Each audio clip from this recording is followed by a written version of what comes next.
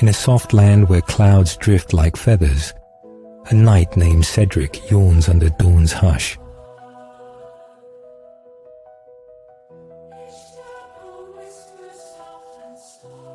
Cedric the Boring Knight is known not for battles, but for his quiet walks and tea breaks.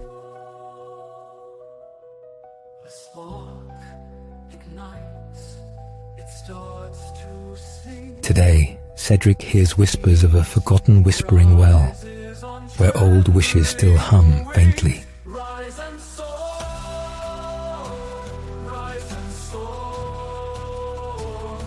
Intrigued by quiet things, Cedric decides to visit the well, though he takes his time.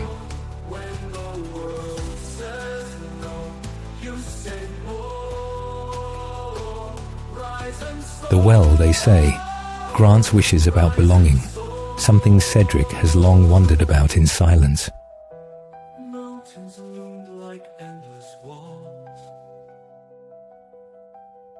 Cedric's armor creaks as he leans near, listening for any hint of his place in the world.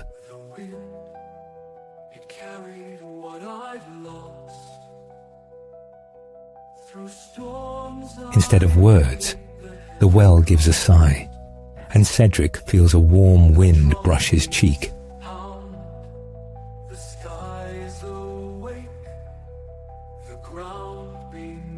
He closes his eyes and rests there, letting the hush of the place settle into his bones.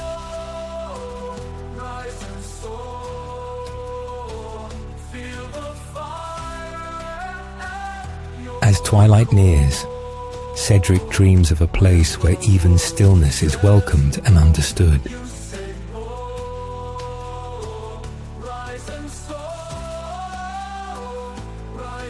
When he wakes, he notices a stone by the well, etched with the word "belong" in quiet script.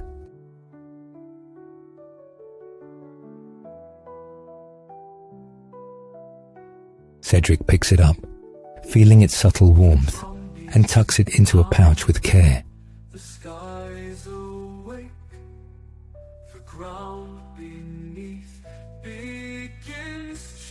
With a final glance at the well, Cedric turns toward home, his steps a little steadier now.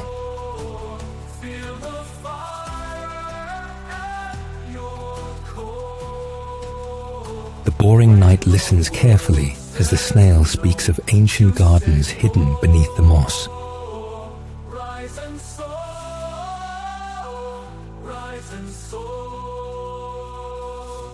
The garden, the snail says, once bloomed with thoughts and feelings no one dared to share aloud.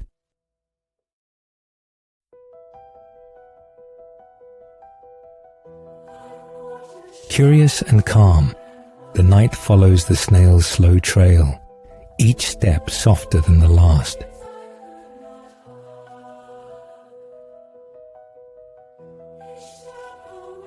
A hush blankets the path as they reach a clearing where flowers seem to hum with memory.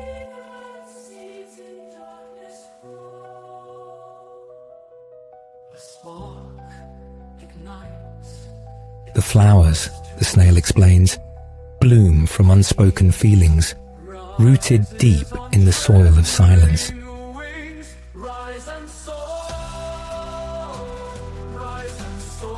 The knight kneels, touching a petal that shimmers with quiet sadness and feels strangely peaceful.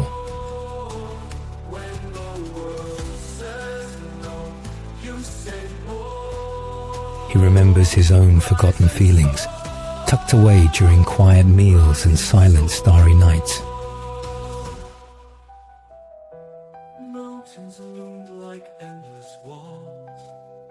The garden hums gently, as if welcoming his remembering, as if saying, "You're not alone."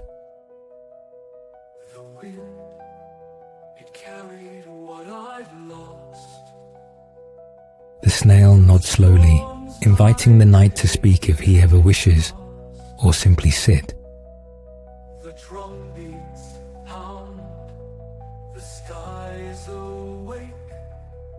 So they sit, sharing silence like old friends, as the garden breathes in slow, steady rhythm.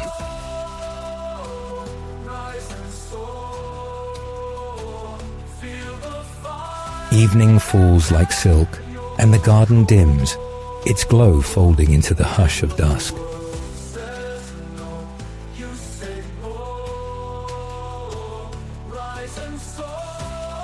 The night rises quietly, the snail watching kindly, and the path home opens without a sound.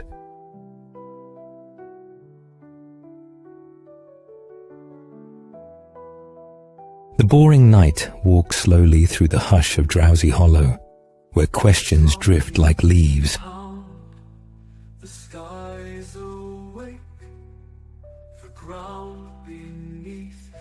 He wonders again about the old question. What makes something truly interesting or simply peaceful?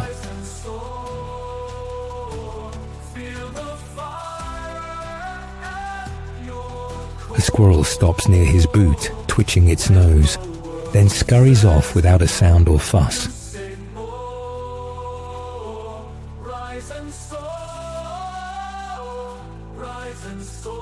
The knight follows its quiet path, each step echoing his thoughts about simplicity and stillness.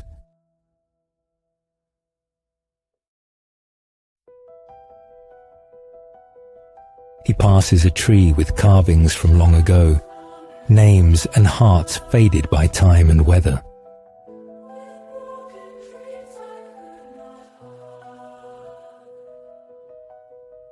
He touches the bark gently, sensing quiet stories held in its grain, each one half whispered.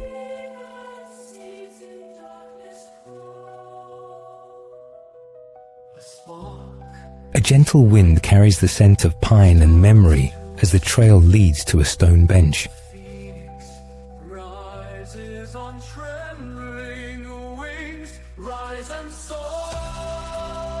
He sits without urgency, letting his thoughts meander like the slow stream nearby, quiet and curious.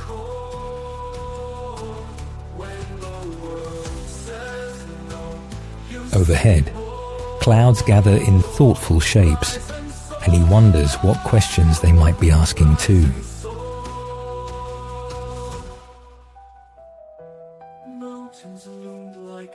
A bird sings a low, wondering note, as if echoing the night's own uncertain musings.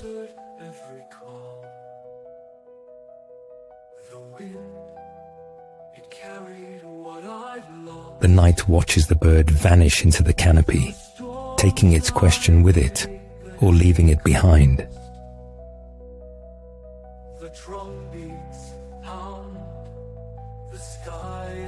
He stands again, a little wiser perhaps, and follows the trail deeper into the thoughtful wood.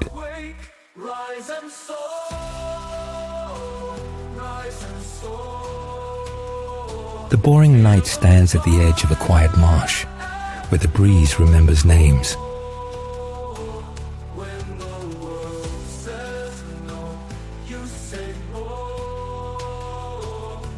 He listens to the wind whispering old tales, hoping to find the one about balance.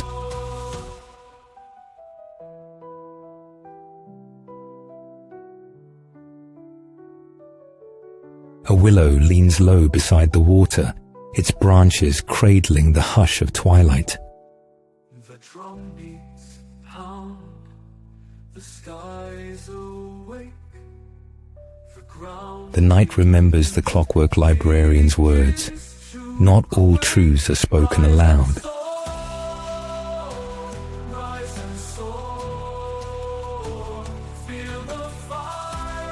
He kneels beneath the willow, placing his palm to the earth, feeling its slow wisdom.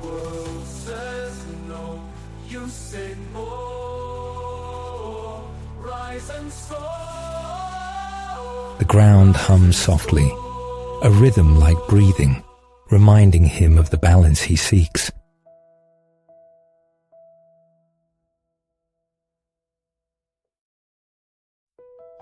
A frog watches from a lily pad, still and silent, as if guarding a forgotten thought.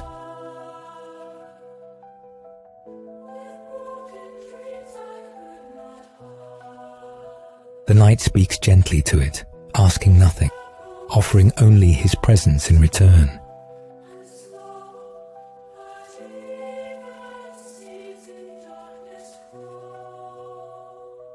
The frog blinks once, then leaps away, leaving ripples that stretch beyond the moment.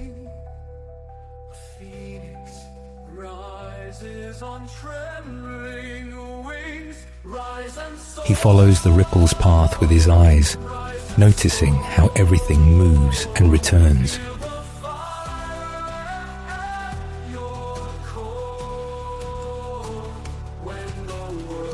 A narrow path reveals itself through cattails, leading him toward the next quiet question.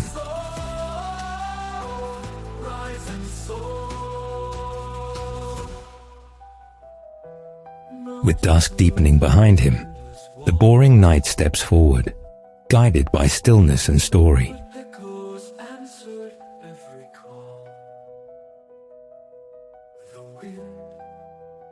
The boring knight steps quietly into the hush of the moonlit hollow, where the last trial waits. The air is cool and thick with drifting silver leaves. His boots barely stir the moss beneath them. At the center, a still pond mirrors the stars, and in its depths rests the charm. The knight kneels, waiting, remembering the village's sleepless hopes and the baker's whispered fears. He speaks no words, for the charm listens better to stillness than sound. A soft ripple begins to rise from the center, gentle as a lullaby. The leaves above hush their rustling. The charm floats upward, glowing with the light of dreams remembered. It settles into the knight's open hands. Its warmth is not heat, but understanding. The charm hums faintly, pulsing with a rhythm like steady breathing. The knight bows his head, thankful. Around him, the forest exhales in long, leafy sighs. As he stands, the trees lean just slightly, as if nodding in approval. The path home appears, lined with foxglove and soft stones. Each step forward feels like a pace. He walks in silence, the charm tucked close to his heart. Stars guide him gently. Far away, the village rooftops begin to glimmer like sleepy eyes, beginning to close. The night arrives as the first dew settles. The charm's glow spreads like a yawn across the square. Windows dim. Crickets slow their song. One by one, villagers peek out, sleep gathering in their eyes. The baker smiles, already half dreaming. The knight simply nods, his armor quiet as a folded blanket. The charm hums once more, brighter now, then settles into the old fountain's heart. Its light weaves through the air like lullabies made visible. A gentle peace falls like snow. The knight turns, walking toward the hill beyond the village. He does not look back. The village is already dreaming.